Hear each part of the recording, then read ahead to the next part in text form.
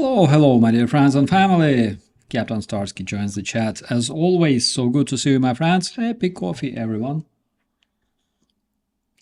It's been a while. Unfortunately, I've been busy with plenty of different tasks, but finally made it too, my friends. Oh my god, what was like wrong with my face? Who the hell kicked my ass? It's so crazy. Silver Earth, hello, Sarah, Betsy, and Landos, and all the beautiful people there. Matt, Maurice, Chester, and Newman. Everyone is here. Yeah, Donald Trump, it wasn't me. Benjamin, Dan, Rincewind, Totally Insane, and Martin. Hello, brother. So good to see you. Okay, so we have literally several interesting updates. My God, literally as if somebody like kicked me in the face. The hell happened? I have no idea. We have several interesting updates, and you know that I am not a big fan of like supernatural stuff, but what I see these days in the news is absolutely crazy. So first of all, I would like to tell you something very interesting. We have an update coming from the Security Service of Ukraine, which is absolutely crazy. So in Sumy there was a rashist that actually shot a Ukrainian prisoner on 18th of June 2025, literally last year. He shot a prisoned soldier of the Ukrainian Border Guard service in Sumy. The next day after committing this crime, this Russian actually was captured himself. And of course, during his captivity, as soon as he was captured, he tried to cover up this crime. He didn't say anything, but the investigators from the Security Service of Ukraine actually, analyzed all the information, connected the dots, and made sure that he will not evade responsibility. So the Security Service of Ukraine report that Ivan Hamgushkeyev, call sign Buryat, of course, from 5th Battalion of the Marines, of the Russian so-called Marines, swimming in vodka, 810th separate Marine Brigade. For sure, he took one of the Ukrainian border guards as prisoner, and then he shot him using AK, and they reported their command about executing Ukrainian prisoner. Of course, whatever they report online, on the air, especially in the Sumy region, is often intercepted by the Ukrainian Security Service. So that is something that we should keep in mind, my friends, something that Russian terrorists, North Korean terrorists, whatever terrorists in the world are often trying not to think about. But the fact is, when you commit a crime, when you commit atrocities, you will always face responsibility, if not by the law enforcement, if not by the people who actually work in the field of delivering responsibility to the criminals. But there are other ways as well, and we will talk about this either. All right. So you know that there were negotiations, all right, between Ukraine, Russian terrorists, with mediators from the United States. Reuters reported already several times that the terror Russian team is not willing to give up their demands, right? Their biggest demand at this point is they demand from Ukraine to give up the territories of the Donbass. and including those territories that they still don't control whatsoever at this point. Of course, Kiev keeps repeating that it's absolutely unacceptable for Ukraine to give up those territories, and also Russians want to freeze the conflict line, which is not that bad at this point, even considering that, considering the current situation. But what Ukrainians want is basically for Russians to stop shooting, and that is something that Russians are not agreeing at all. All right, so they don't agree to a ceasefire. They only demand the full capitulation. And one interesting detail that we noticed, all right, in those negotiations. So remember, previous time, Medinsky, this Russian nobody, literally took part in the negotiations. The very, very first time, remember, after Trump became president, and he, I believe they initiated the negotiation process in Riyadh, and they invited Russian terrorists and everyone else, and among the Russian representative, there was no foreign affairs minister, no Lavrov, there was basically nobody, all right? The name of this nobody was Medinsky. Medinsky is basically like advisor of an advisor. He is literally nobody. And this time, instead of Medinsky, the Americans, all right, the Americans invited the chief of Russian GRU Kostyukov. And that dude is actually the chief of the whole Russian team taking place in those negotiations. Remember I told you about the GRU? Those are literally Russian terrorists. So they have several intelligence agencies. They have FSB, they have GRU, they have SVR, different intelligence agencies. And among all those intelligence agencies, GRU is actually responsible for literally sabotage, collecting military intelligence, assassinations, terrorist attacks, sending bombs, sending incendiary devices, kidnappings, and many, many other things. The dude, the chief of this agency, is the chief of the Russian team currently participating in those negotiations in Abu Dhabi. How crazy is that? That is literally as if, I don't know, they would invite like Osama bin Laden himself. I have no idea. Okay, besides that, I want to show you just a glimpse of what is happening in Kiev right now, because as you probably know, Kiev suffered some serious attacks between 21st and 25th. All right, there were multiple missile strikes and drones, and Russians tried to absolutely destroy any power grid supplying Kiev and also the heating systems.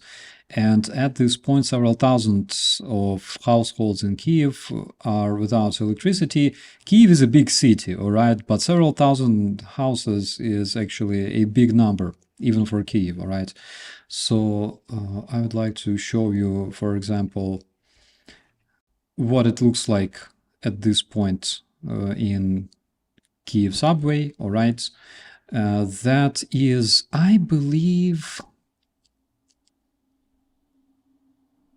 my God, I can't tell already.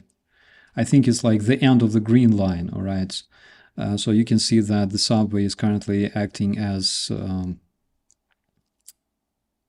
a bomb shelter plus a place where people can get just a bit warmer. That is what it looks like, all right.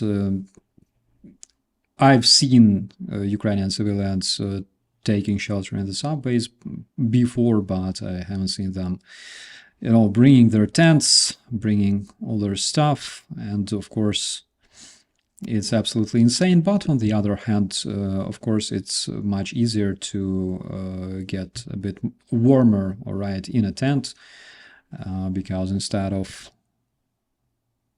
warming up, all right, keeping all that huge area warm, you just keep all your warmth concentrated in a single tent, and it feels a bit warmer that way. Yeah, and of course, that one is the safest one, all right, because generally the Kyiv subway can accommodate a lot of people. I cannot say that the Kyiv subway can accommodate all citizens of Kyiv. It's absolutely impossible, but it can accommodate thousands of them, all right? So even if it's not really warm, if there's not much electricity and stuff like that, but the Kyiv subway was actually designed to serve as a network of bomb shelters for citizens of Kyiv. So they have toilets, they have all sorts of different facilities there, not only the stations, but a lot of other facilities. And basically the citizens of Kyiv can find some place to hide not only from missiles but also from the cold. Yeah, absolutely, Sarah, tents are a great idea. Yeah, you keep as much heat in a small space. Absolutely. Yeah, also a bit of privacy, 100%. Of course, the warmth inside of the subway is supplied by air conditioning systems. There are those like big filtration systems, all right, built next to every subway station in Kyiv. So there are filtering facilities because the subway in Kyiv was also built as a bomb shelter in case of nuclear war, all right? So there are filtering stations that actually pump the air into the subway stations, the filtered air. So if it's contaminated, either there's like radioactive dust or some sort of combat chemicals like Russians like to use, all right? So those filtering stations purify the air. And also there's a bunch of different conditioners, conditioning units, big ones inside the subway that can actually manage the temperature just a bit, all right? Sufficient washrooms in the subway. So there are washrooms, all right, but on the other hand, when you find yourself in such conditions, I think shower can wait just a bit, all right. Yeah, but again, it's absolutely crazy to see my citizens looking like that. It's absolutely insane. So with that, let's switch to some more encouraging news, all right? So we have confirmed strike on the Russian city of Penza. I have no idea why I like the name of this city so much. Penza. So complete pinzets happened in Penza. We know that a huge terror Russian oil refinery was fucked. And as of yesterday, it was reported that the fire was still continuing there. And also in Krasnodar. So this one is absolutely insane because in Krasnodar, the terror Russian S-300/400, as you can see, hit their very, very own house. For the reasons nobody can explain. Most probably, you know, like, the designers of this missile, there you can see it's hitting a proper target. Most probably the designers of this missile, they designed it specifically to kill fascists, and basically that's what it does, all right? It just aimed straight at fascists and fulfilled its mission, in my personal opinion. Like, take a look at that stuff. Like there, they launch it, there it goes, and basically there it lands. And after that, of course, every single time after the Russian terrorists hit their own population, they keep saying that Ukrainians deliberately hit a residential building with their missile. All right, look at this lady over there nagging. All right, that, I don't know, those... I'm not sure. I think that this lady, I will not be listening to her, all right? But I think that she is cursing Putin, because if she does, that is absolutely proper thing to do, all right?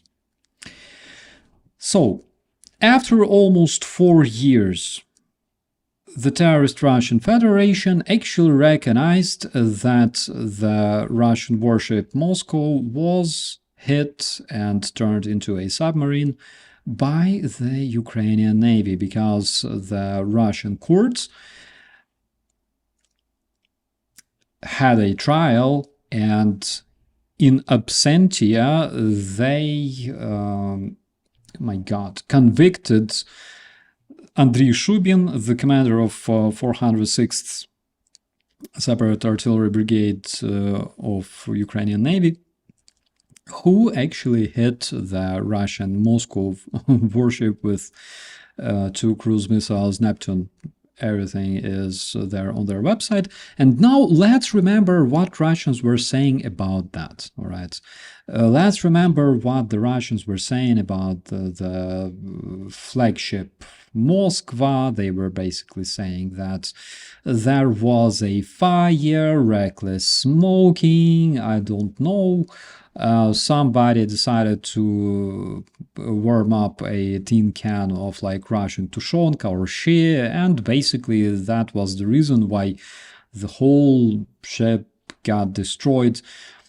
On public, they never mentioned that actually Ukrainians managed to sink the Russian warship Moskva. On public, they don't even actually mention it, because it's very, very painful for the Russian, I don't know, I cannot say dignity because they don't have any, but maybe like Russian pride or something. It's very, very hard to actually admit that Ukrainians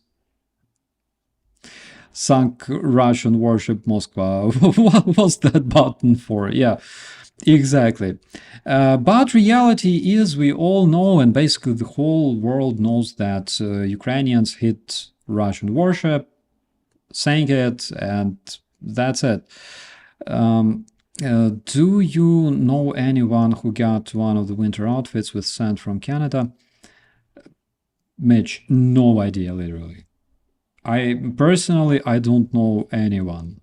Okay, maybe I know people, but I don't know that they had winter outfits. However, I've seen those outfits, all right? If you're talking about the Canadian winter jackets, the military ones, I've seen them, all right? Yeah, so that's the reality, and most probably, you know, Russians will never even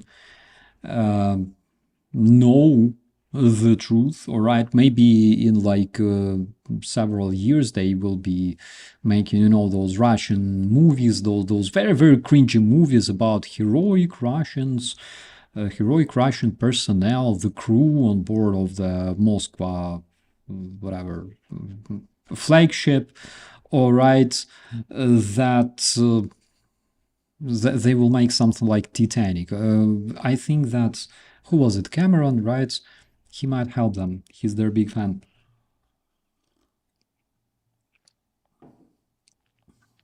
It would be very, very interesting to read the script, like how will they explain sinking of Moscow? Maybe it's like it hit an iceberg or something, you know, something like that. Or it was attacked by Batman and Spider-Man, all right? And they just plugged the plug and the warship sank. I have no idea. But it's very interesting. It's cool to know that there is Russian confirmation for this fact, all right? Cameron likes... I think Cameron, all right? Like the Titanic director. That dude. He actually does, because he cooperated a lot with Russian scientific fleet, all right?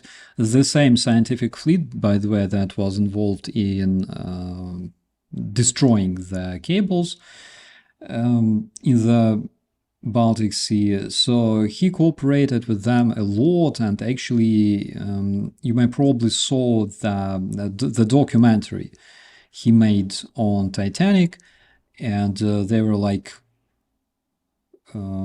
descending into the depth, all right, to film the Titanic. And the ship they used as a base for this descent was a Russian ship. So the dude loves them so much. And actually, it was reported that he would go to Russia, he would make different cringy videos early in like 2022, talking to Russians, trying to justify the Russian invasion of Ukraine. But then, as soon as he saw like the level of fucking pizdets in that area, like the level of destruction and Russian atrocities, he realized that, you know, he doesn't really like Russians that much, all right, to be associated with stolen toilets, raped and killed people, and all other values of the Russian world, which I think is a proper way of thinking. Like, you don't want to be associated with that crap, okay? No matter who you are. Unless you are like Tucker Carlson or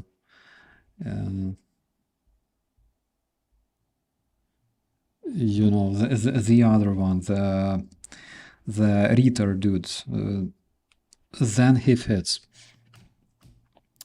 So let's continue, shall we? All right.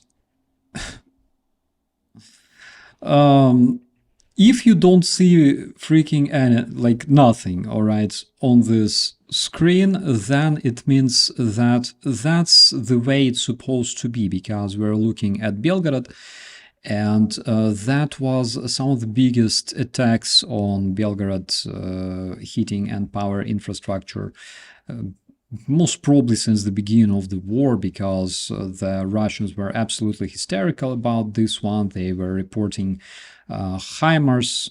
Yeah, Scrotus Ritter, that's the dude. That's the dude. All right. So I was talking about this one. Let's return to Belgorod, my friends. The terror Russian authorities were reporting that HIMARS, Death Star rays like flamingos, drones were used against Belgorod. And Belgorod, because you see that nothing is glowing there, all right, Belgorod remains without electricity. The place is freaking dark, which is great. Also, the moment of the strike on the terror Russian heating and power station in Belgorod was recorded. You can see it here. All right, so let's check out the video as well, because I think it's good. All right, I think, why not? It was actually impressive. Was it here? I hope.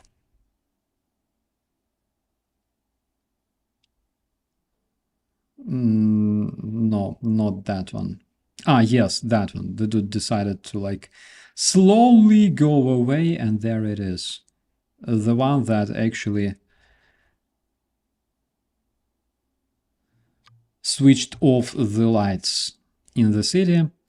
And basically, that's exactly what the Russian terrorists deserve.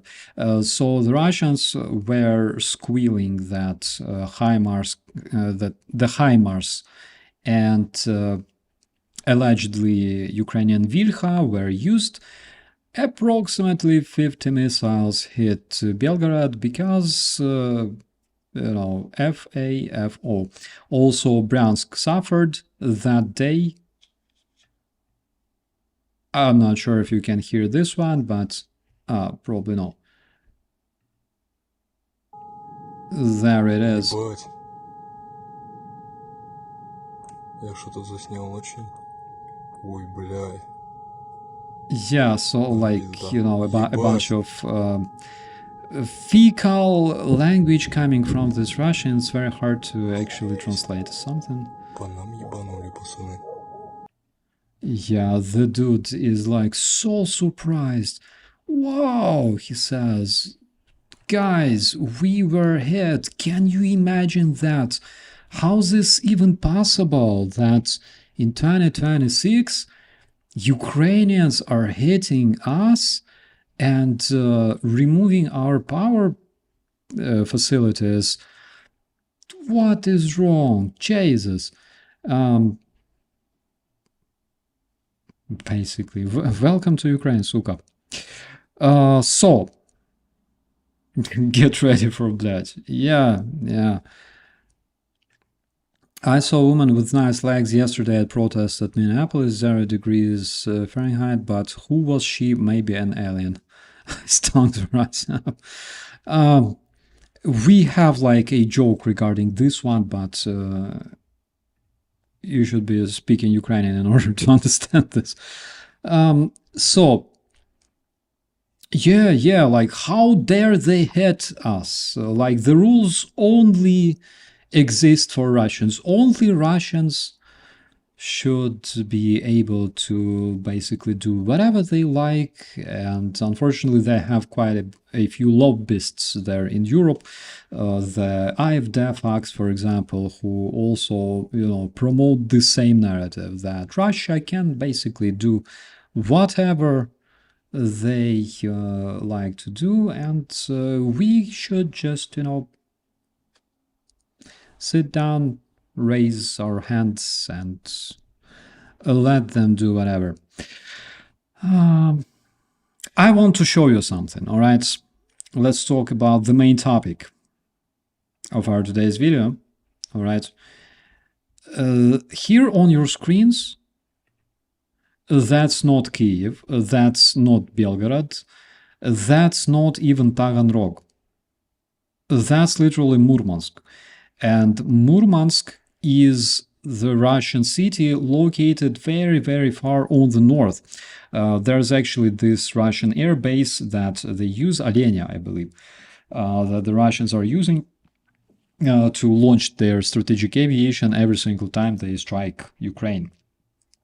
So them flying all the way from north towards the Caspian Sea, they launched their freaking flying dildos, and then they go back either to Alenia or to a different one. So they relocate. But here on your screens, you can actually see the terror Russian city of Murmansk. It looks amazing, all right. Again, it's very, very far on the north of Russia. They don't have heating, they don't have freaking electricity. They look like Russia, all right? They look like Russia is supposed to look, all right? So, what the hell happened to Murmansk? Because the fact is, nobody actually hit them, all right? And I want to show you literally the reason they have that stuff. So that on your screens is literally the reason. Their power grid collapsed because it could withstand the snow, the age, the smell, and the fact that this power grid was built in the terrorist federation. Literally, it decided to self-annihilate right there. And Russians were very much surprised that not only they suffer now, all right? Whatever they were wishing to Ukrainians, to freeze, to eat their hamsters, all that shit, you know what I'm talking about. So now the Russians are doing that themselves, okay? And besides that, they were actually surprised that they were not even hit. They were surprised that it happened naturally, all right? It happened naturally because that's literally Russia. So, what can I say? Let me just take a sip.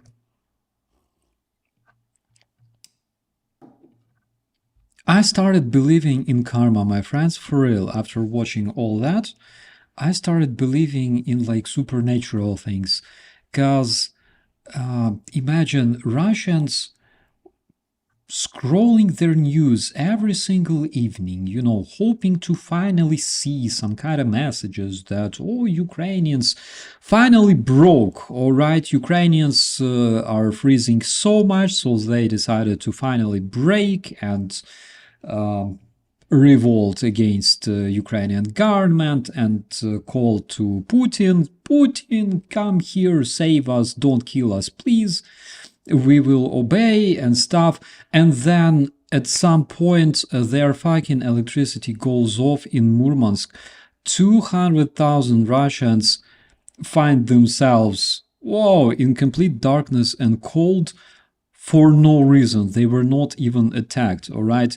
I spent the whole evening trying to find at least some traces, all right, that actually either Ukrainian drones or Ukrainian missiles destroyed their freaking power grid.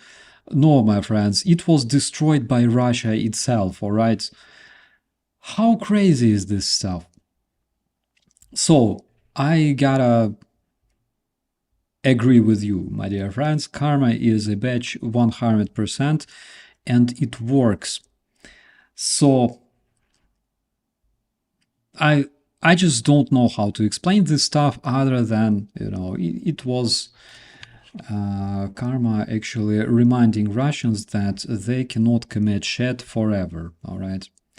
And that was absolutely beautiful. So, according to the Russian updates, because of the blackouts, they have shortages of heating and also their hospitals are completely out of order. They say that half of all of their clinics and hospitals are now without electricity. They send their patients to other medical facilities. Also, they say that their only contact center and call center for the different pediatric clinics are working unstably. And according to the Murmansk mayor, some freaking fat fuck, for some oligarch assigned by Putin, he says that besides all of those facilities, the blackouts were noticed around like wide scope of different Russian establishments and facilities, including schools, including places where people can get themselves a bit just warmer. How crazy is that? That is absolutely insane. Karma is a bitch. I cannot say that, I'm terribly, terribly sorry for all those Russians that lost electricity in Murmansk and found themselves freezing, because basically that is the direct result of, being born in Russia, being raised as a freaking sociopath, and thinking, whatever, I don't need democracy, I don't need a better life, Putin is God, he will do everything for me. Miroslav, hello, my friend. Miroslav is currently in Kiev as well, and he says that situation is crazy because it's cold at home, because of the blackouts and stuff. But let me finish this one because I have something absolutely crazy to report, all right? And for example, here you can see people, all right? you may immediately have like a flashback looking at this stuff like, no guys, that's not invincibility points, that is literally Russians sitting over there. And me too, my friends, I also had like flashbacks, all right? Like, what the hell, those are Russians, that's what they look like now, all right, instead of Ukrainians. So yeah, they go to those like Russian military tents deployed for them.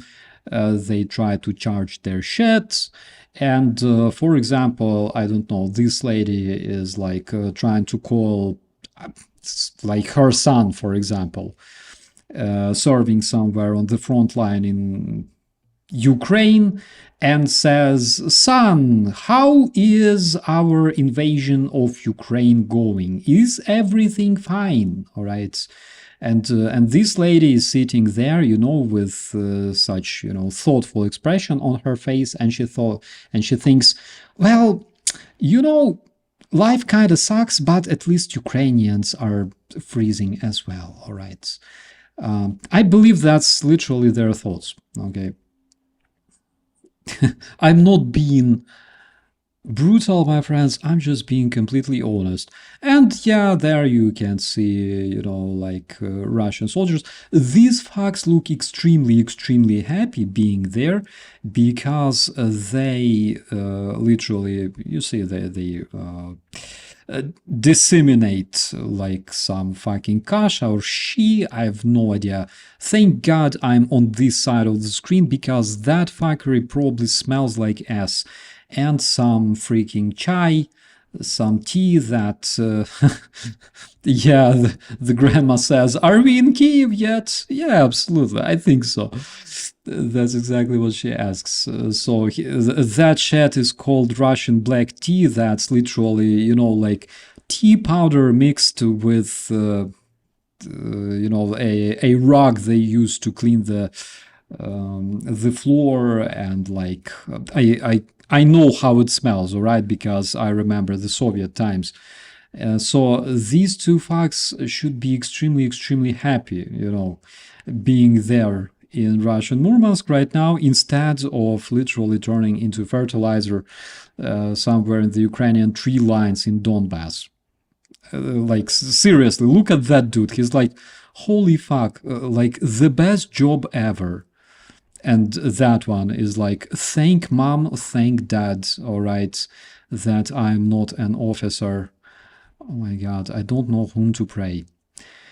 So that is currently the situation. My friends, one thing that I wanted to share with you, all right, let's talk about Kyiv. So at this point, the population of Kyiv currently residing in the city is something around 3 million people, around that, roughly, very roughly, maybe less. The number of people suffering without heating and electricity, or without both, is approximately 1 million, 2 million people, all right? Combined population of Taganrog, Belgorod, and Murmansk is around 1 million people, and if you add to them all those citizens of Muscovia that were left without electricity, Oryol, Bryansk, Kursk, all that stuff, you will have roughly 2 million people, all right? So the same amount of people are suffering from cold in Russia as in Kyiv at this point, all right?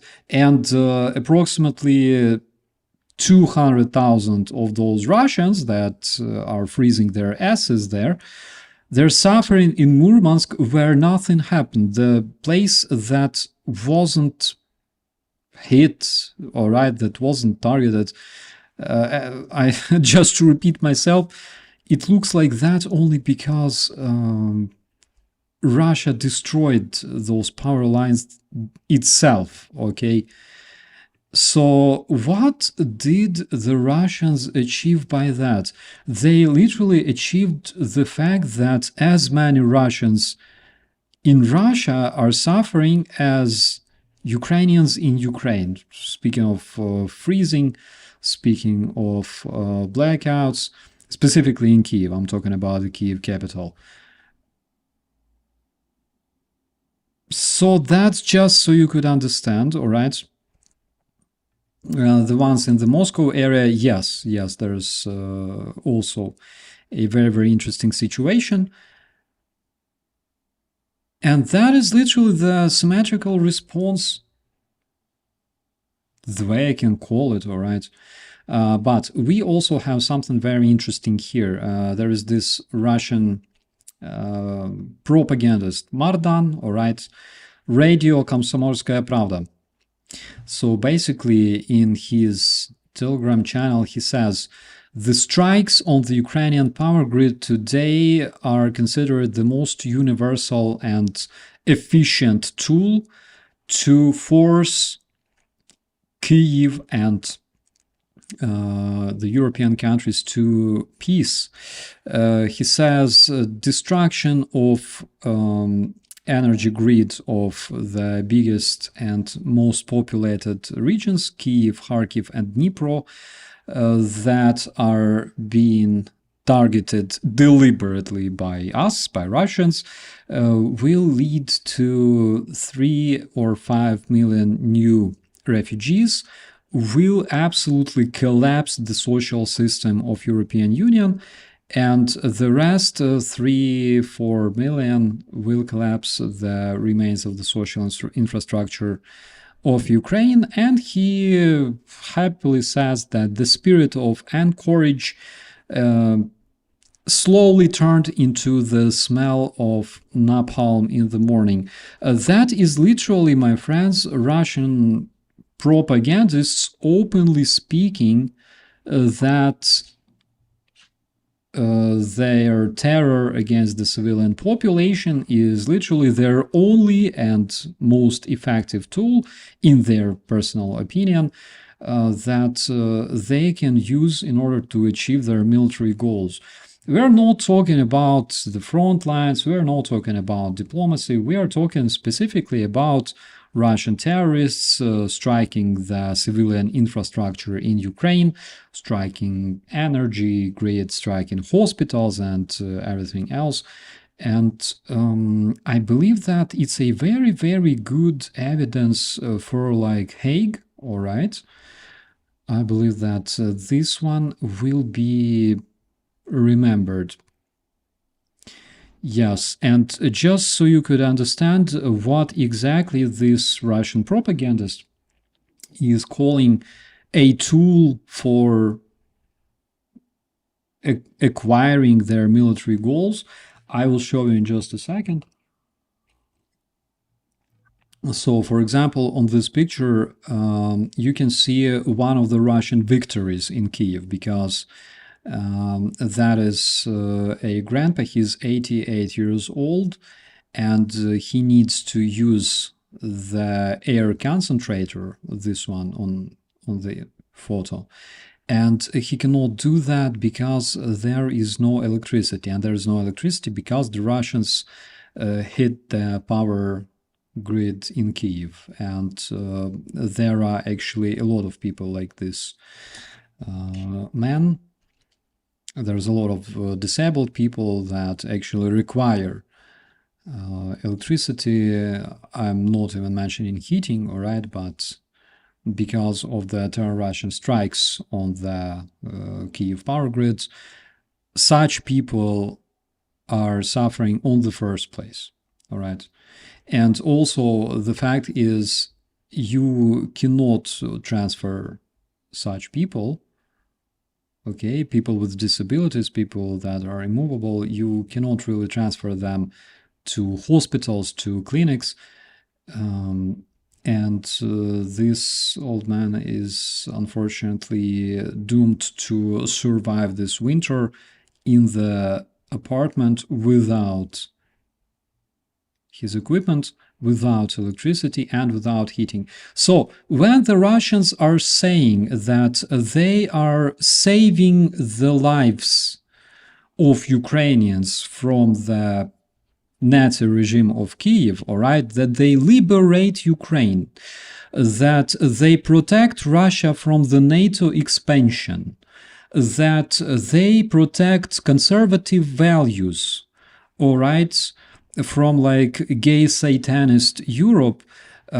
Actually, that is the reality. They are liberating Ukraine from Ukrainians. They are literally liberating Kiev from people, from the citizens of Ukrainian capital. That's the reality, my friends. The Russians. I remember, was it Scott Ritter or Douglas McGregor, one time, like 100 years ago, somewhere in Twitter, he replied to one of my commentaries that Russian soldiers have honor. Russian soldiers, you don't know Russian soldiers, you don't know Russian officers. Russians are honorable, undefeatable, they are professional, and you cannot fight against Russians, they will always win. So that is literally the people those honorable Russian officers are fighting for, all right? They die en masse on the front lines, they die in Russia as well. Already, just a bit less than 20 Russian generals were fucked. And because Russians cannot reach their goals, they keep killing Ukrainian older people, all right, Ukrainian disabled people in their houses with cold and with electricity shortages. Just so you remember, all right, because Russia is basically ISIS. There is absolutely no freaking difference between two.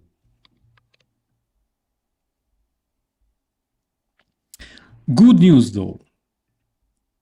Mayor of Warsaw, Rafał Trzaskowski, reported that Warsaw sent 90 generators to Kiev to keep the necessary objects of the critical infrastructure running, all right, and also trying to save Ukrainian people that Russians attempted to widzimy kill. te zdjęcia z Kijowa, pozamarzanych klatek schodowych, szpitali, które nie funkcjonują.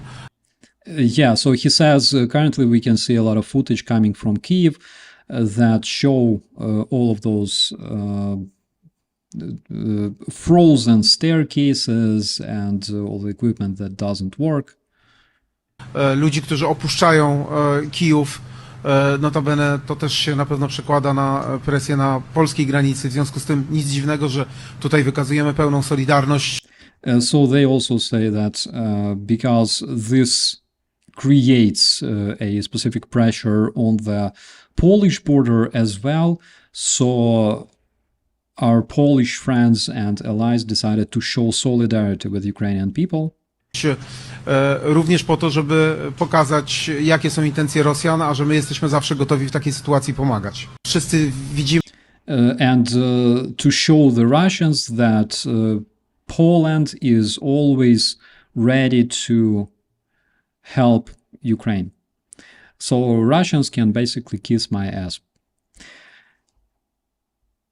Ukrainian company Numo Robotics presented its new demining complex.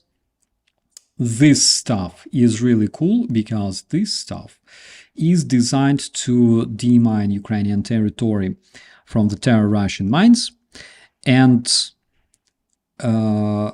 it also consists of modules. So in case some of its parts gets effed, all right, it's actually very, very easy to replace the part, to repair it, and after several explosions even, this stuff can continue working. All right.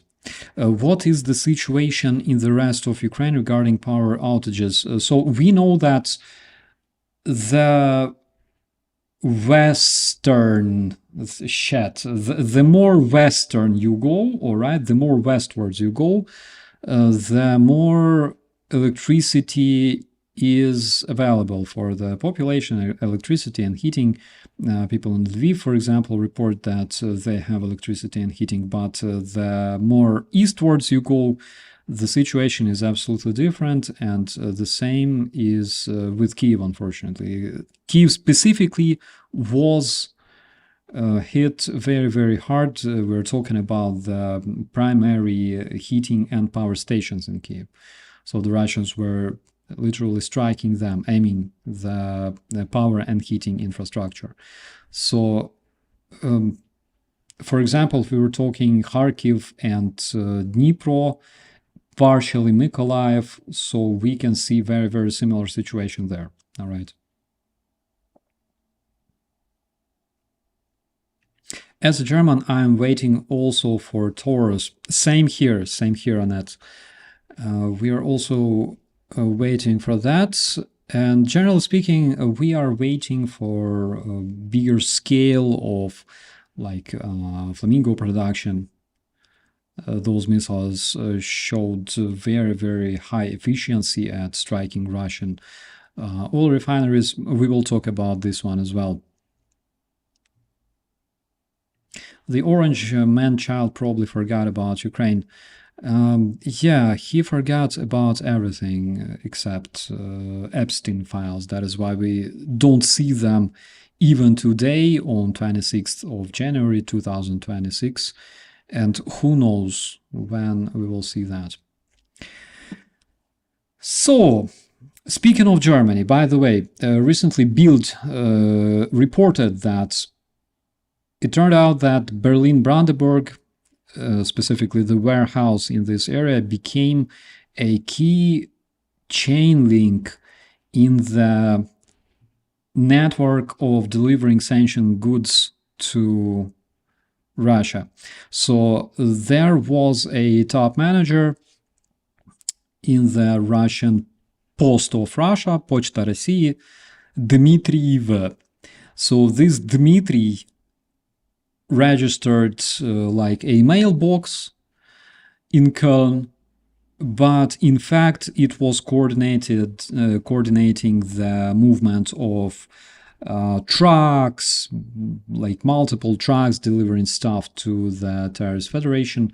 And actually the German journalists confirmed that it's very, very easy to send whatever sanctioned goods you like from Germany straight to Moscow. Check out Bild. They have this article published. And currently the German law enforcement is examining how the hell was it possible, right? So most probably we will see several of such networks finally shut down in Germany. Actually, this company that dude was managing, all right, supervising in Germany, the logistical managers, all right, used the documents of mail in Uzbekistan that actually doesn't have any license to operate in Germany.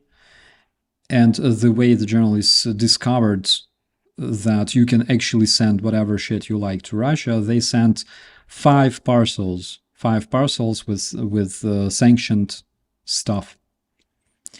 Specifically electronic components that were declared as, you know, like utilities, household things. How cool is that? They should be fined 100%. And besides that, I think whatever Russians are operating in Germany, I think they should be checked very, very closely, all right? Because generally, when we talk about any representatives of the terrorist state, wherever you are, Germany, United Kingdom, France, we should check and cancel them as much as possible, because they are part of the terrorist Russian regime, and they should be treated the way you would treat, I don't know, people affiliated with Taliban, for example. I don't understand why any mail is even delivered from European Union to Russia. Same here, my friend. I've literally no idea. I've literally no idea how come people from Terrorist Federation can travel, you know, to like Berlin, Köln. I can hear so much Russian and like specifically Muscovian accent on the streets. You would be impressed. The question is, how did they even get there, all right? And how many of them are actually like employees, all right, somewhere in FSB or GRU? I have no idea. Who even checks them, all right? That's the question.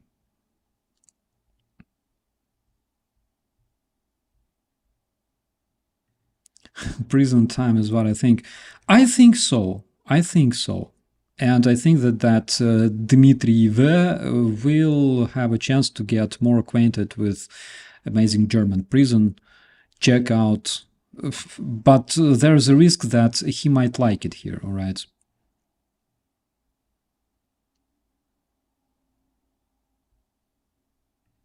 We're here, we've been having a thaw since the weekend, and it'll take a while until temperature plummets again under 0 degrees. Personally, I'd swap with Ukraine, handle the snow and frost to keep UA warm. Yeah.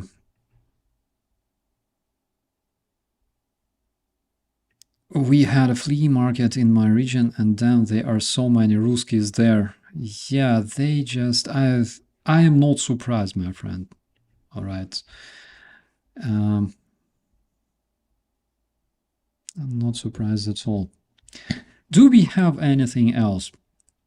Yes, so you probably remember the Russian Skiff M factory that was hit by Ukrainian flamingos.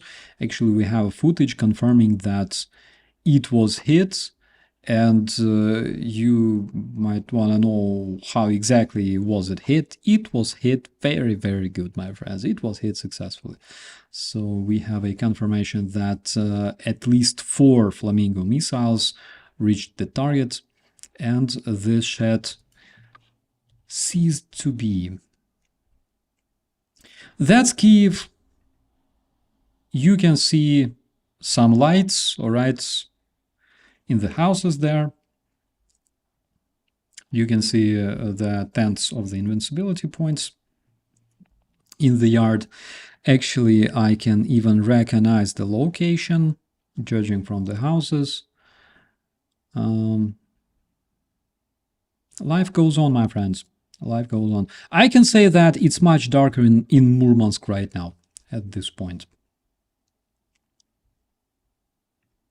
That's Luhansk. That is Russian heating power station Kirovskaya right there, smoking. All right.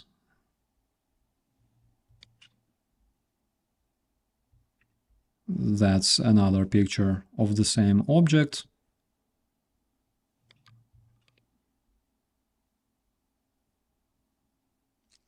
This one is actually very interesting. The commander of the 7th... Oh my god.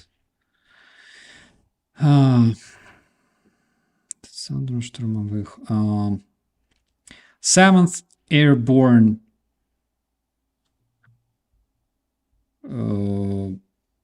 unit. Jesus. Brigade General Yevhen Lasichuk talked to the BBC and said that before the springtime, the Russian army will be exhausted in the fights for Pokrovsk and Mirnograd, where Ukrainian armed forces keep holding, all right, keep holding the territory, keep burning the Russian terrorist scum.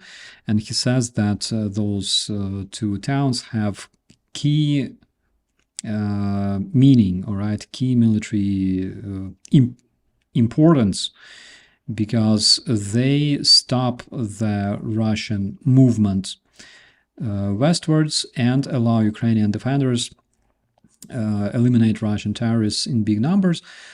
I believe this one, and generally the situation in Pokrovsk and Mirnograd currently reminds me of the situation in the Donetsk airport big time, all right, because Donetsk airport, even though it couldn't be used back before the full scale, all right, back in 2015, couldn't be used, and literally it had just little sense, you know, to hold that place under control. But that was literally the place where Ukrainian defenders actually managed to burn a lot of Russian terrorists, Russian hybrid army, and exactly the same picture you can also observe in the area in Pokrovsk and Myrnograd, in that general direction. That is literally the essence of the war of attrition, because Putin believes that he still has success in Ukraine. Putin believes that, you know, those square meters of the territory that he gains every day, losing like thousands of his terrorists, that means something, all right? And he will need more than 100 years to actually capture whole Ukraine with such a tempo. I'm not sure if he thinks that he will live forever. Apparently he does, but yes, those were the cyborgs, yes. Apparently Putin believes that he will live forever. I have no idea. Maybe he's like, I don't know, like making some crazy sacrifices to like Satan, or I don't know, forces of evil, whatever. But it won't help. And the essence, all right, the main idea of the war of attrition is not only to withstand longer than your enemy, but also to eliminate more personnel than your enemy can, all right? And for example, in Kupiansk, we already know that Russians would lose like 20 men for one Ukrainian, which is absolutely insane.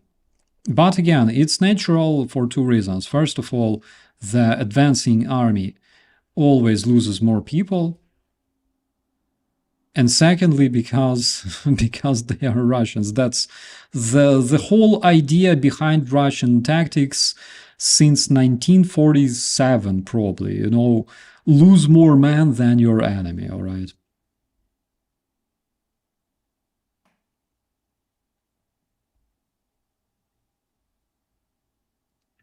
He's sacrificing his people and his country. Yeah, that's exactly what I was telling, for example, to the terrorists that were capturing before the full-scale invasion. I was saying literally, look at Putin. He kills Russian people himself. Most probably he's like American spy. And they would be like, you know,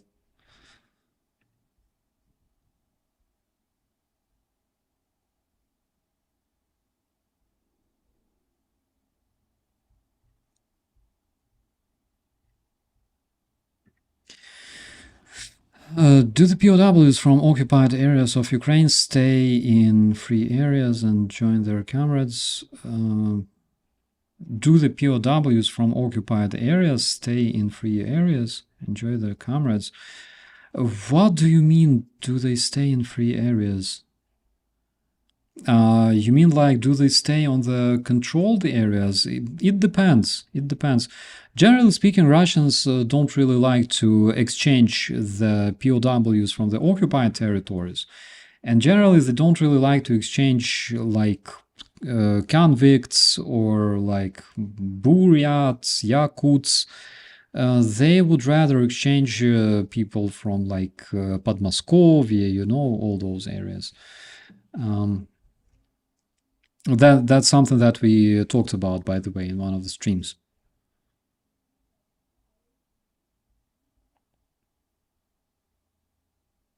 It turns out that SMO stands for stupid military operation. 100%.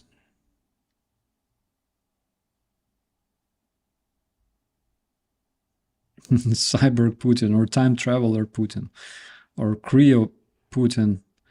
Mummified Putin. The mummified Putin is the best. Russians know well how to mummify their leaders, like Lenin. He is over there for everybody to see on the Red Square. Do the POWs from occupied areas stay in Kiev? They stay in the prisons, and there are quite a few prisons where they are kept. I don't believe that they stay massively in Kiev, because in Kiev there are several prisons, of course. There's prisons where we keep specifically criminals, and prisons where we keep specifically like FSB spies, GRU spies, all those. So, like, I would say the spies, the prisoners that are in the field of responsibility of Ukrainian security service. The rest, I believe that we keep them on the West.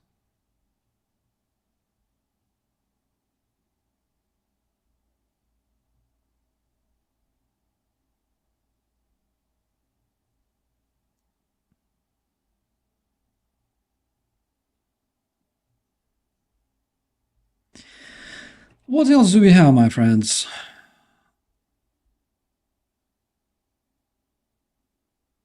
So, main news as of today: almost 140 terror Russian UAVs were flying to kill Ukrainians last night.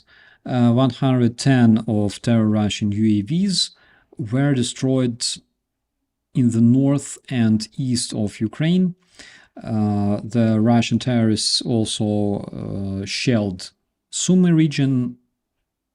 7 people were wounded, including 2 kids. Also, because the Russian terrorists hit the Shevchenkivsky region of Zaporizhia, approximately 10 houses were damaged. This one is crazy. This one is about the United States, my friends. More than 1 million Americans in 8 states are suffering crazy winter storm. Almost 11,000 flights were cancelled. That is absolutely insane. My dear American friends, don't forget to wear warm stuff, unless you're in Florida somewhere, of course. Don't forget to be safe, all right, at all times. Oh my God, in the state of Maine, during the takeoff, because of the weather, a business jet crashed and 8 people on board unfortunately perished. Slavyansk na Kubani, Krasnodar region was fucked. How else can I describe it? Was fucked one more time, which is great. One thing that I wanted to talk about, okay, like the other thing, you can see a bunch of publications from Russian different sources, different monitoring channels, different articles and stuff like that. And all that is dedicated to the invincibility points in Ukraine. All that stuff is dedicated to the blackouts, the absence of heating due to the Russian strikes, and yada yada. So basically, the Russians activated a new informational campaign among Ukrainians. And this informational campaign is aimed at blaming Ukrainian leadership in all those disasters, all right? They actually blame like Zelensky, government, everybody else, that Ukrainian people are suffering because of them, all right? Because they don't want to give up. And that is why the people, the citizens of Ukraine are actually suffering. That is one thing to remember, because they want to use this disinformation campaign, first of all, to destabilize the society currently. Again, my friends, soon it will be 5th year of war. A lot of people are feeling actually demoralized. 5 years in war under the constant attacks and drone strikes and shelling and stuff. That's absolutely insane. And now on the 5th year of war, we can see that there are blackouts, heating shortages, and things like that. Of course, it's very hard at this point. It's very, very hard, and it's not finished. All right, nowhere near to be finished. And that is why the Russian terrorists are trying to destabilize the situation in the Ukrainian society using those narratives. Of course, you will see a lot of that yourself. You will see that like fascist Ukrainian leadership, instead of just giving up and letting all Ukrainians live, they just don't want to die. They just want to fight until they die, you know. That is what the Russians are saying, but at the same time, of course, they forget that approximately between 1 and 2 million Russians are freezing as well in the terrorist Russian Federation. I will see what they're writing about them. That'd be very interesting.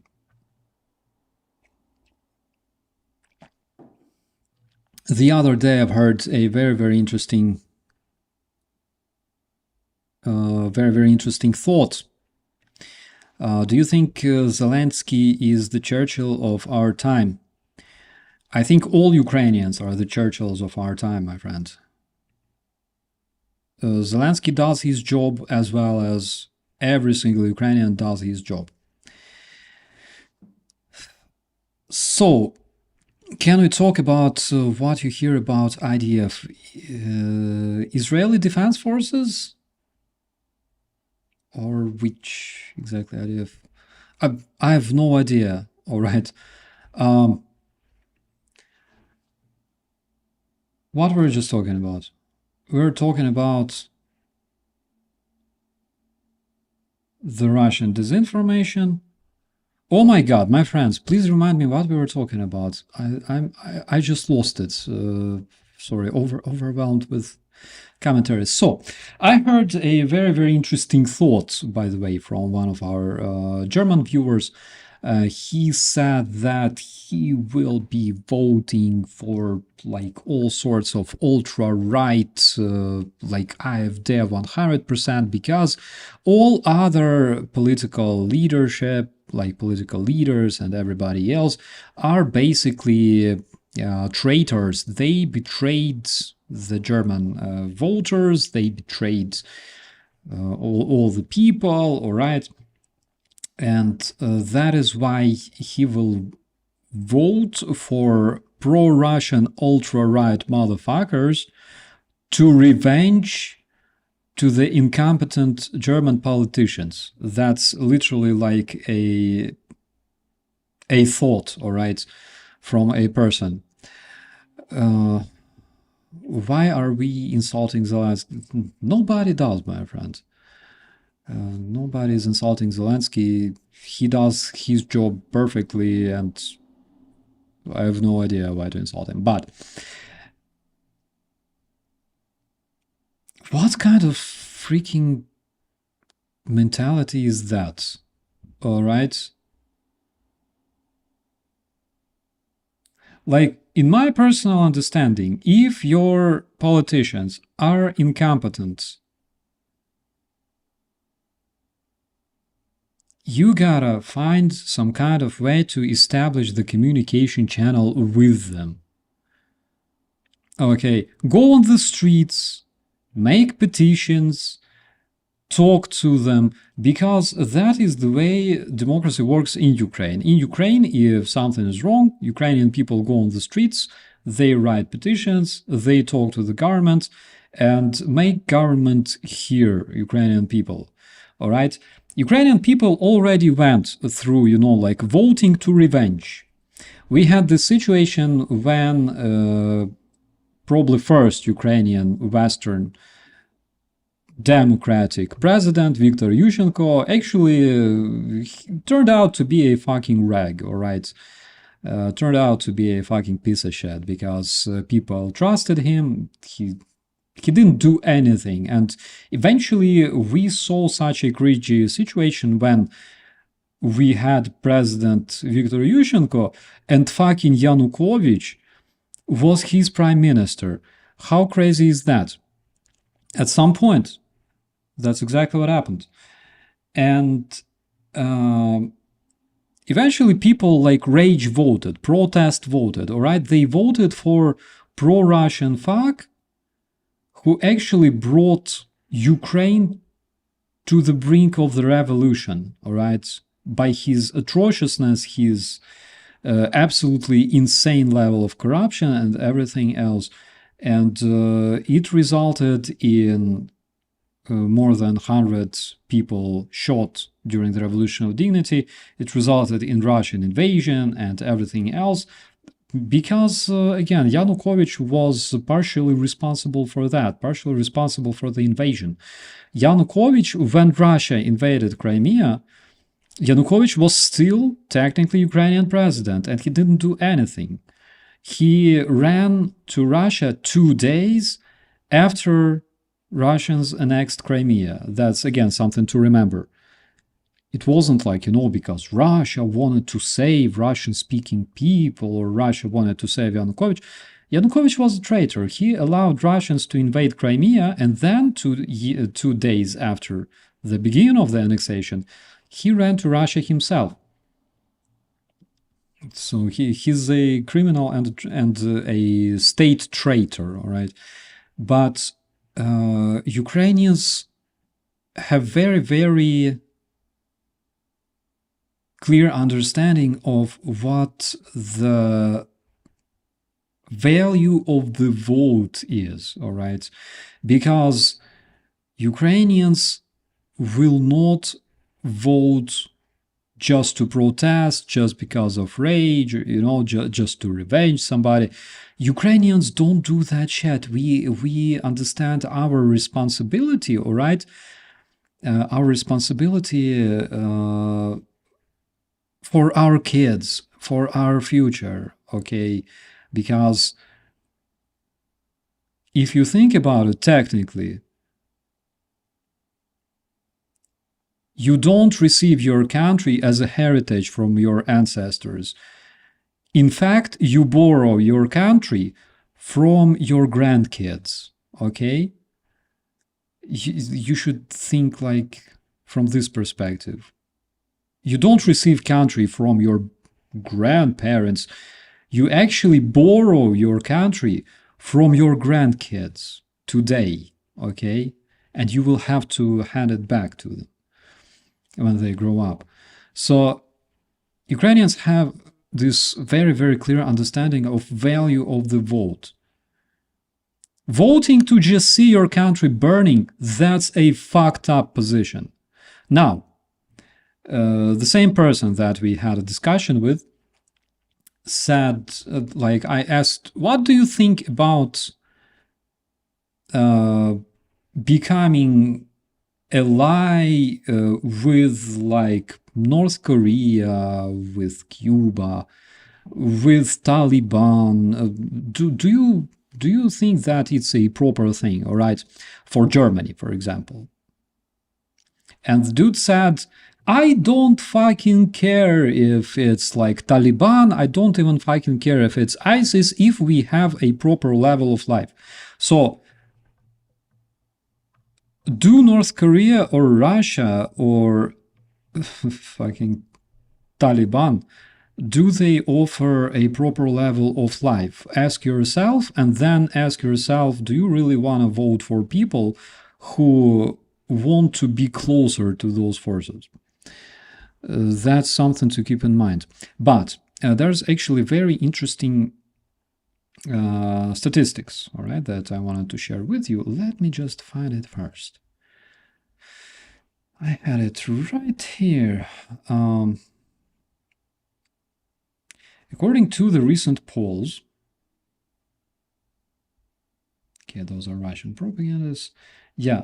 So again, according to the Bild, all right, according to the recent polls, more than half of Germans now consider United States a threat instead of allies, all right?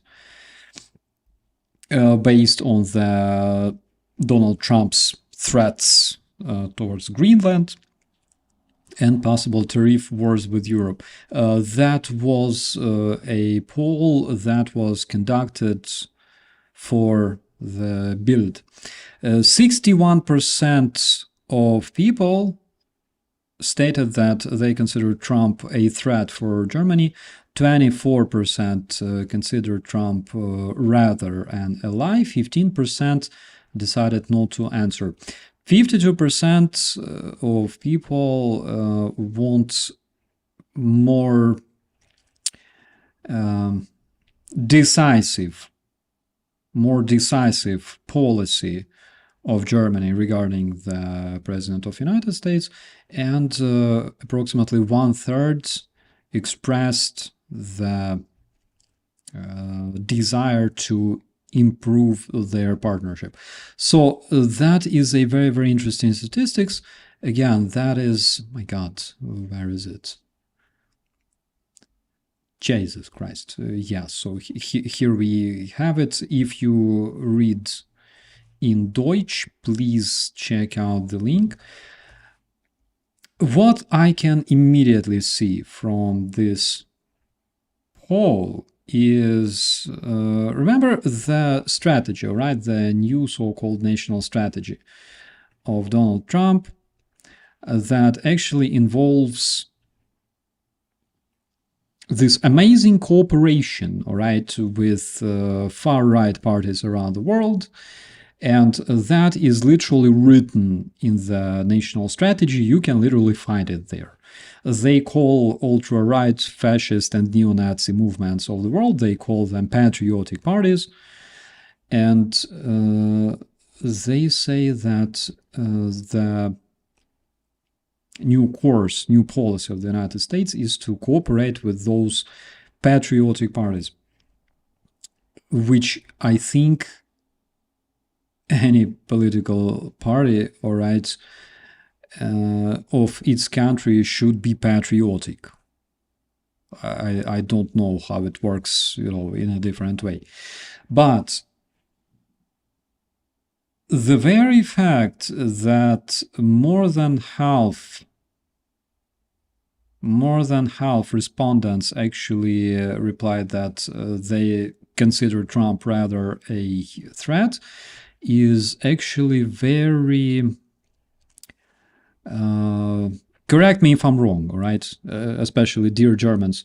I think that it's very encouraging because, again, we see among the far-right people, all right, we see, first of all, change of their perception of the United States. Now to them, basically the MAGA movement and what they do on the streets, killing protesters, harassing people of color, that is basically their role model. They feel happy. They now support United States because the ICE and the current leadership in the United States turned out that they act like literal Nazi, or right, even worse. Basically, we can see like literally segregation right there. So Bild is a bit like Nutella sometimes. I cannot say anything bad about Nutella, my friend. So the fact that their number is decreasing in Germany, the number of people who actually support the United States and consider the United States their ally, that is both encouraging and threatening at the same time, because who knows, maybe those people will actually consider improving their partnership with like Russia instead. So that is something to keep in mind. Actually, it's a very, very good thing to research. Generally, my German friends, what do you think about this one? Do you think that Germany and German people in general believe less to all those far-right folks? Or do you still think that their popularity is growing based on your very own observations?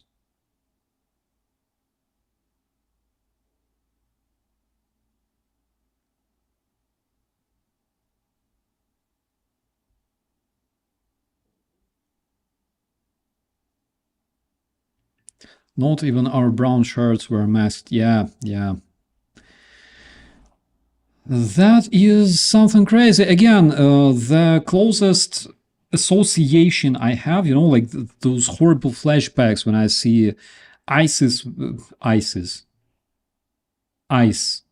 wearing masks, that's literally Berkut in Kiev. Just to remind you.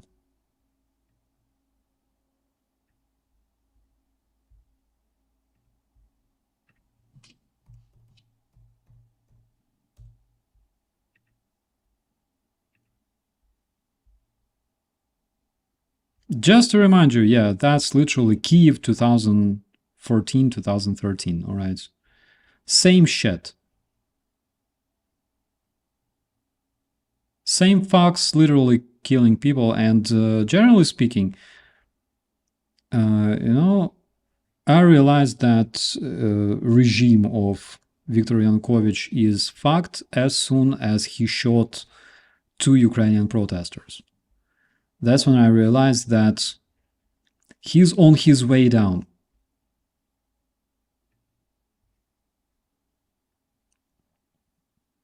That probably likes ICE 100%. I think that they literally dream about that. All right, they dream about that, and they also love Russia so much.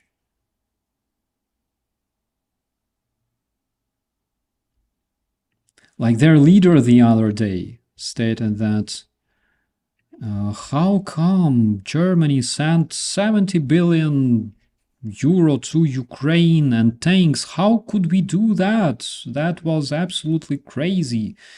Why would we send German tanks against Russians? How federal government could even agree on that? She said.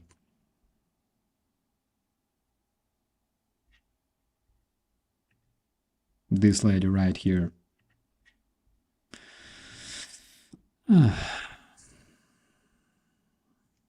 Why do they love Russians so much? I have no idea. Do you have any ideas, my friends? Maybe it's because they give them like free mailboxes, like Yandex.ru, Mail.ru. Maybe that's the reason. I don't know.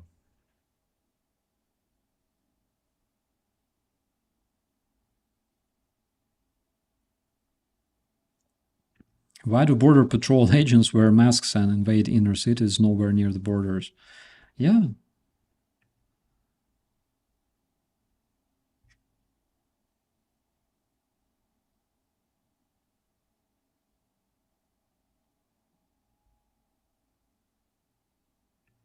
Could they be paid? Let me think. Were there cases when the AfD members were paid by Russians? Like never happened, right? Never in the history of AfD they were paid by Russians. I don't know. Not a single spy was found.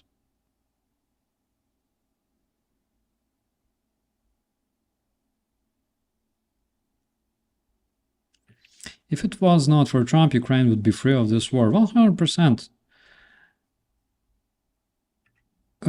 Again, there's like a lot of people saying, wearing those red hats, a lot of people saying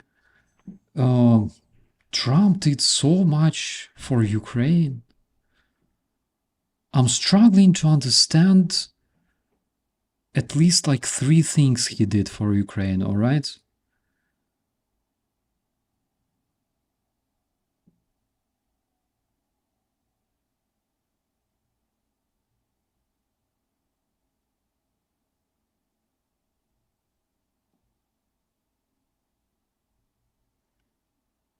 I asked one from NMR why he admired Putin. His answer was he was a strong authoritarian leader. Yeah, that is basically like a masochist, I think. All right, because he dreams that strong authoritarian leader will come to his house, take all of his furniture, all right, fuck his wife while he's watching. Like in our part of the world, we call those cuckolds, you know. Cuckolds, they love authoritarian leaders that they will obey, and authoritarian leaders will be doing all sorts of atrocities to those guys.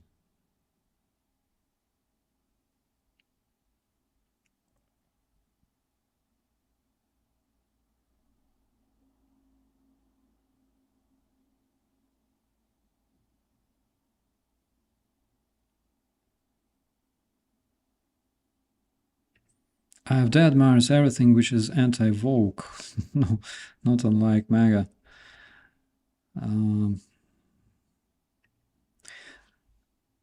Like, if you listen to their narratives, they always support Russia, and they're basically like Trump, all right? Because when Trump was elected, his MAGA followers were saying that, oh, Trump will finally fix our relations with Russian terrorists, and we will become friends again, all right? And basically, those far right guys are the same. Absolutely.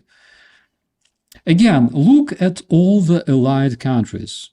All right, I'm saying the all Russia allied countries. All right, which of those countries have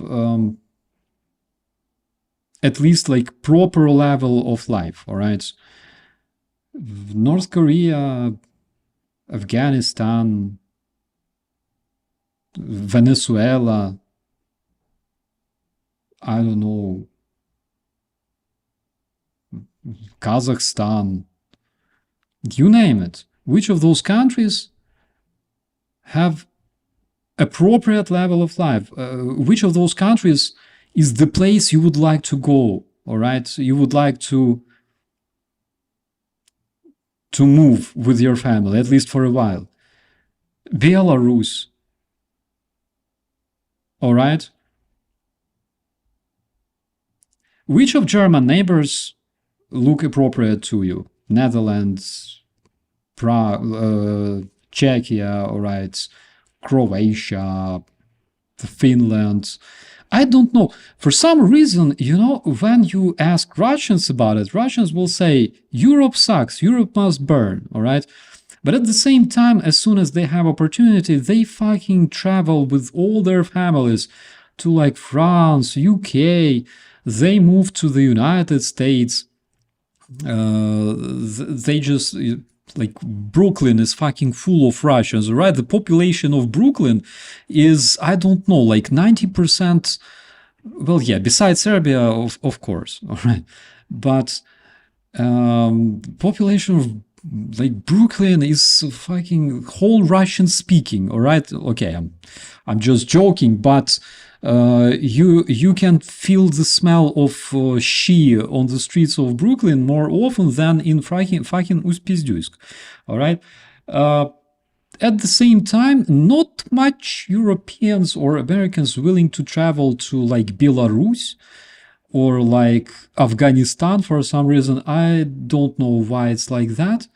But on the other hand,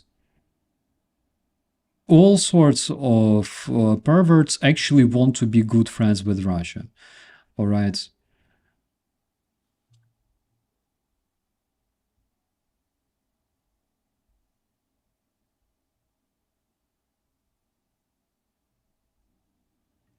Proud Boys sounds like a brand of homosexual sex toys and sadomaso gear.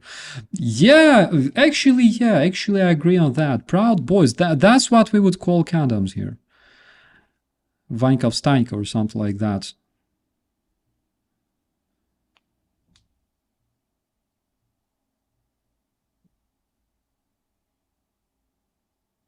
Belarus may have been quite nice at one time. Which time?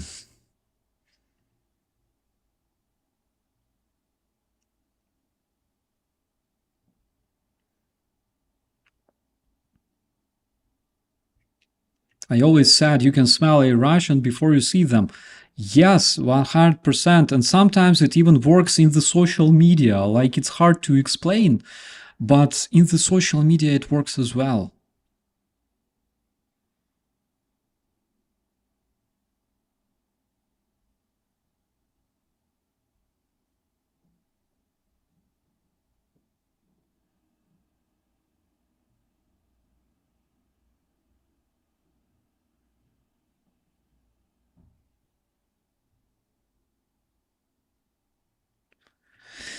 If were it not for the war, I would like to travel to Belarus. It's the closest thing I can get to experience the old Soviet Union. So, like, if you want to experience old Soviet Union, I can tell you how exactly you can do that. Literally, download a bunch of like old Russian movies, okay, like Москва слезам не верит, you know, all that shit. Go to your fridge, throw away everything that you will find there, all right? Turn off the light because you had shortages all the time. And eat, for example, fish for like 2 weeks straight, all right? Because there's nothing else in the shops. And that is like one of the best ways to experience Soviet Union.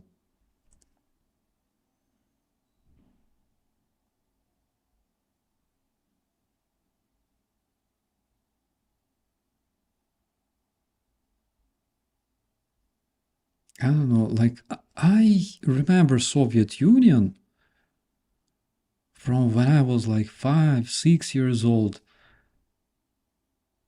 I don't know why people want to experience that shit.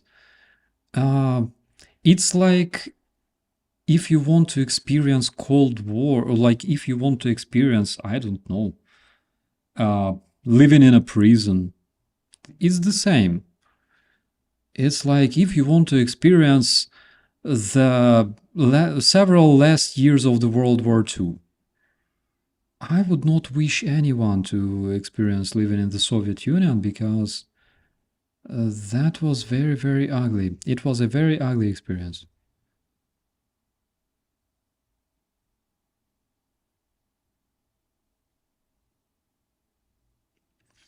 It doesn't matter if far right or far left, extremists are bringing no good at all. 100%. Like, look, we're talking about AfD that literally promotes Russian agenda in Germany, that take bribes from Russians, right? We know cases. We talked about them. And then there is this far left group that Russians recruited again in Germany to conduct reconnaissance on the vehicles that were moving to Ukraine. Okay, and the people that were involved in training personnel. So they both work for the same maniacs, all right? Doesn't matter if they're far left or far right, they are dangerous. And one of the reasons they're dangerous is literally because the Russians can influence them both. Far left, far right, doesn't matter. As far as they stand against democracy and as far as they are just, a bunch of violent motherfuckers, Russia is happy to invite them into its warm and stinking embrace and pay some rubles.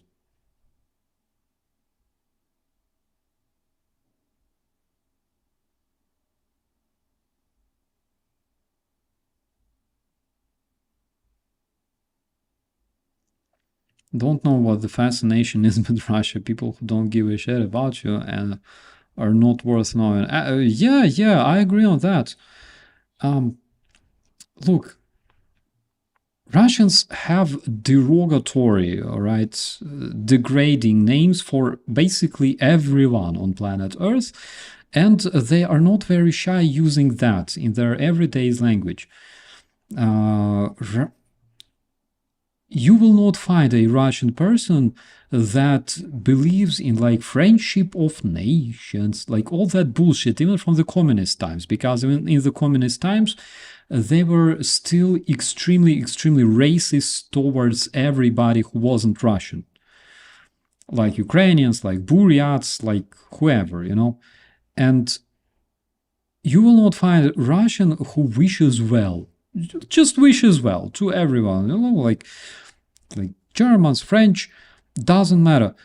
You will always find a bunch of very angry people, all right, that spend their whole life living in shed, living in poverty, living under like repressions, living in a big prison of the Soviet Union, then of the terrorist federation, ruled by the same despot, and they are exactly like their Tsar. They hate everyone, all right?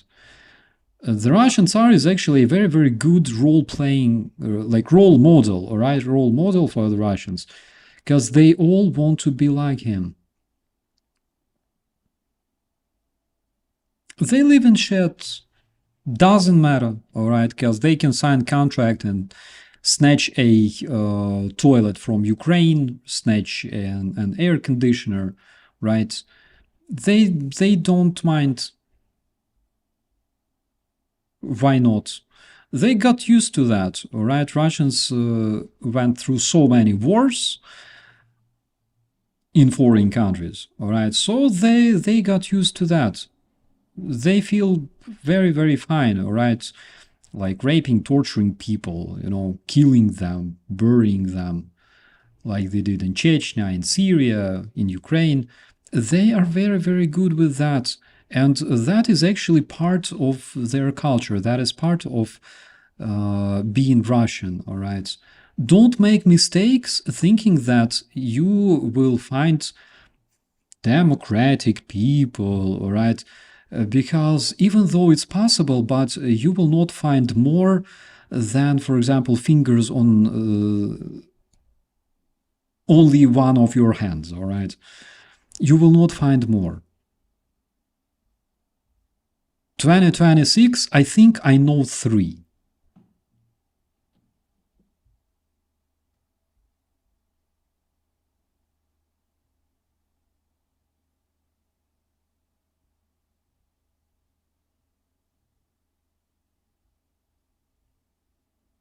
The other day, I watched some trailer from like Harry Houdini, like the series. I think it's on Netflix or something. The Houdini who went to like Moscow, and there was Tsar, and he was making that show for the Tsar's family, you know, and they're like, you know, the bells of Kremlin didn't ring for so many years, for almost a century, and Harry Houdini makes those bells ring and stuff like that, and the family of Tsar like starts praying right there. Are you fucking insane? Like, when you look at that shit, you realize that people have never seen real Russians in their lives. Seriously. Like, what kind of bell? Like, what the hell are you talking about? Harry Houdini in Russia? Really? Jesus.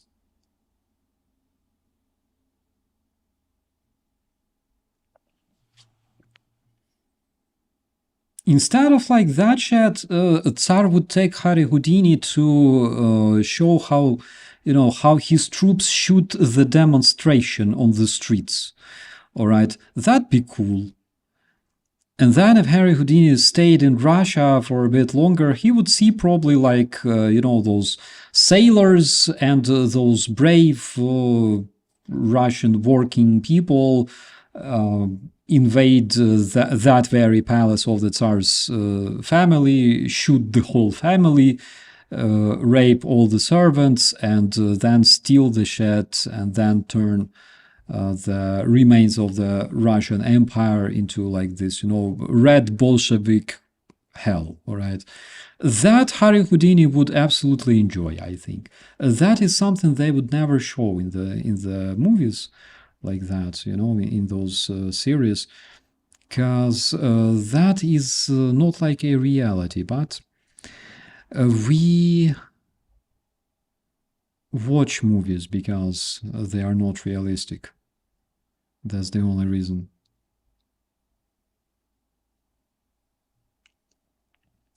Just got in a few minutes ago. What was the karma? I'll show you the karma, my friend, if you give me like 5 minutes. Okay, so what you can see on your screens, you probably saw multiple times from footage like from Kiev, invincibility points, people sitting, charging their stuff, trying to get warm. That is Russian Murmansk. And the reason those people are sitting there, those Russian people, is because literally their power grid in Murmansk region decided to expire. It kicked the bucket big time. It wasn't even hit. It was literally karma showing them what it means to torture people in a different country. And now they're sitting there, and they're like, This dude goes like, I dream of the day when all the Russians steal all the Ukrainian toilets, and that Klava over there is sitting there and charging her phone and thinking, oh, it's so good that Russia is winning in Ukraine every single day. Every single day, our brave soldiers acquire square meters, only dying in like hundreds. All right, yeah, such a happy face, especially this one. I think that she cannot even understand why the hell is it like that. All right, she's like, I could understand if we were hit by like flamingos or something. What the hell? Why am I freezing in fucking Murmansk? That wasn't even hit. All right. And the answer to that, my friend, is literally karma, because that's how it works. You cannot predict karma. Karma strikes when you least expect it, all right? But that's literally karma right there, my friends. They are thinking suka blять. Something like that. Suka blять is very innocent sort of thought, right?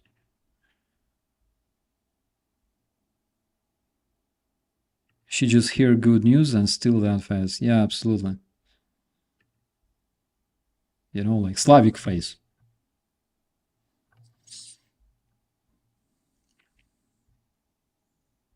She's only 30 years old. Russians don't age well. My friend, you're very cruel. I think she's like 25. And she looks very well for her 25, by the way.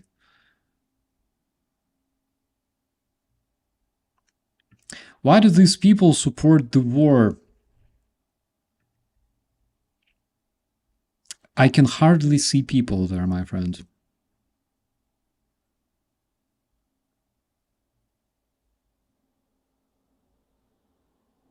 Thanks for it. Look, my friend, this is the only chat where you can ask things like that. Like, I don't mind scrolling and reminding people what is going on. So Russia is Potemkin country. Yeah, absolutely. Friends, who knows the story of Potemkin villages? Or who wants to know? Let me know.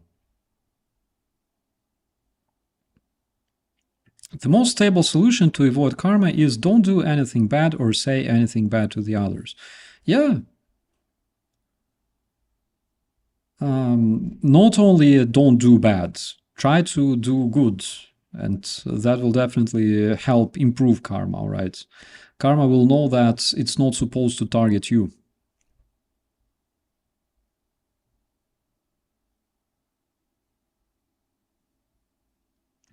Are these power cuts hurting the war production? Yes.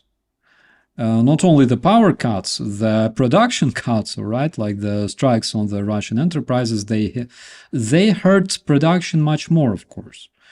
The power cuts, I would say that's literally side effects. So there are a lot of, for example, oil refineries that require that electricity. Some of them, of course, have generators.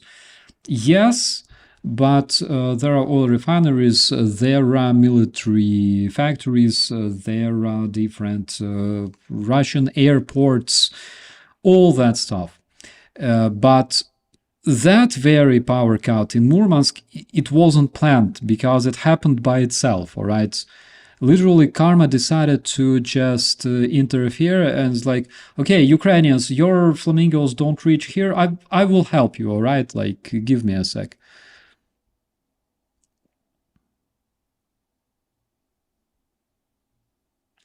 Remember when, Russian woman in Kursk, when Ukraine was there praising aid from soldiers, then later same woman praising Russian soldiers. Yes, absolutely, and that is the reason why, when I see picture from like that population sitting there, why I don't really see people in that population, because those very people were sending their fathers and sons to the war in Ukraine. A lot of them have like Ukrainian souvenirs, all right, brought from Ukraine, like a tea kettle or a toilet if somebody is lucky. A lot of them were celebrating, a lot of them voted Putin because Putin is very strong authoritarian leader, Putin, yes, we don't know what to expect from others, but at least we know what to expect it from our Tsar.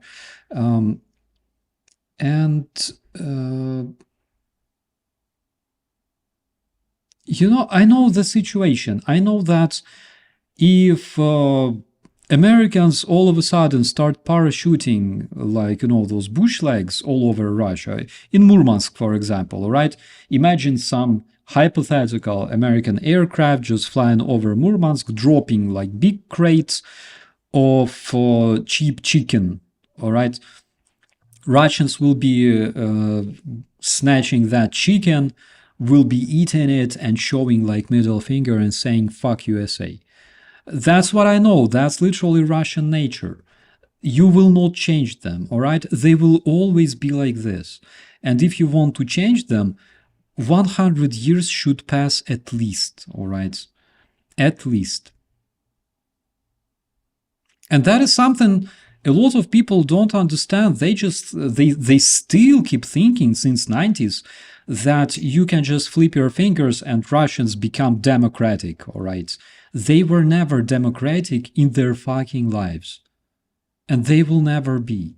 Not this generation, not the next one. Maybe like 3 generations after that, maybe there's a chance. But not with Putin, 100%.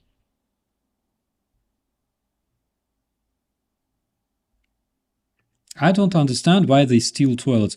I don't understand why they invade Ukraine, okay, with those forces that they had. That is still a question that not a lot of people can actually comprehend or answer. Why did they invade Ukraine with 140 battalion tactical groups? Really?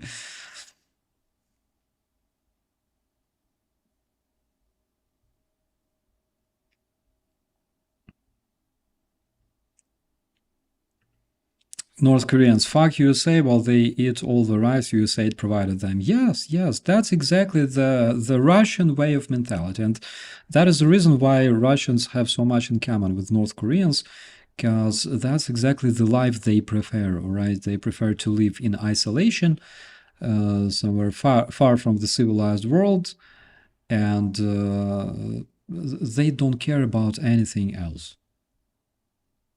They're perfect zombies. That's the way you literally breed zombies that will join your army, you know, do all sorts of atrocities for you, die for your ambitions. That's exactly the way it works.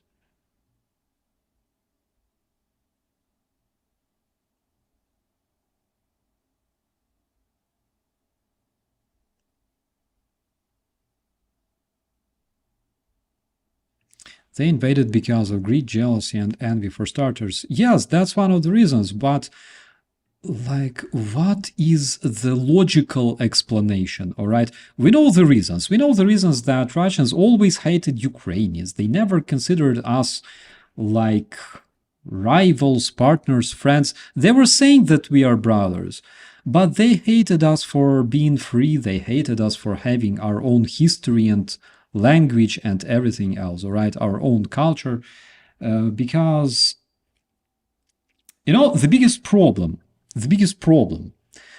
for example, for the post-Soviet countries is when all the countries of the Soviet Union, when they separated, right, when the Soviet Union collapsed finally, thank God.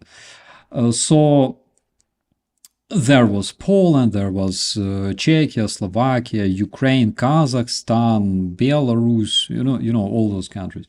So all those countries started working very, very hard to establish their national ideology, national identity, all right? Us as Ukrainians who unfortunately lived in the Soviet Union, so we all consider Ukraine our motherland, right? Because Ukraine is our land. We are not Soviet people, even though we were born in the Soviet Union, but we are not Soviet people. Please don't remind me this one, because I will cry. But at the same time, Russians who were born in Soviet Union, they consider all of the countries that they invaded part of the Russian Empire. And that is a big problem. That is why we Ukrainians, we never want to go live in Russia. We never want to have part of Russia for us, because that place stinks like shit and death, all right? We don't feel comfortable in Russia. It's not our land. But to Russians, all the territories that once were part of the Soviet Union, they consider them their territories, all right? Because they are fascists, they are imperialists, they are the chauvinists. And that's why we have this big problem, all right, between Russians and us and all other people from the post-Soviet countries. Russians want all those post-Soviet countries back. People from those countries don't want to go back because they fucked that shit. They know what living in the Soviet Union really means, and nobody wants to go back. Except of, like, you know, hardcore communists and people who had some sort of purpose, some sort of meaning back in those ugly, ugly days. My friends, we are talking about a lot of pessimistic stuff, all right, lately. I think we should change that. First of all, I would like to say big thanks to all the moderators and all the amazing members of this channel for helping to keep it running. Big thanks to everyone who supports Ukraine, because that's a proper cause. Another thing I wanted to announce is Serhiy Sumlenny is currently in Kyiv. Tomorrow I will have stream with Serhiy. He will join me on this channel, and basically, you will be able to ask all of your questions to Sergey directly. One thing that I wanted to share is that Sergey is currently in Kiev providing generators, providing drones to my brigade, by the way, my brigade included. So if you want to spend just 1 minute of your time and check out that link in the chat in order to support his cause, all right? I would highly, highly appreciate that, my friends, because that is not only a support for our citizens there in Kiev, but also my brigade. Actually, Sergey, with his European Resilience Initiative Center, delivered hundreds of drones to my guys. And I showed you the video with his amazing drones, and Samir from my brigade, my good friend. So please check it out if you can. In the meantime, I will be running away because it seems like I have several messages. Oh, Jonathan is writing. Oh my God. My shining idol is there in the WhatsApp. I need to answer him right away. My dear friends, thank you so much for watching. Please let me know there in the commentaries, all right? If you have any questions, I will try to answer them all. And as always, big thanks for watching. Big thanks for supporting my people. Big thanks for being decent and inspiring me every single day. We'll see you next time. Don't forget to treat yourself with something good. And on the next stream, I will tell you something really, really cool, because yesterday we went to like Persian store and I bought something, and unfortunately I don't have much time. I will talk about it on our next stream, all right? Just make sure to remind me. So with that, I'll see you later. And as always, be safe. Bye-bye.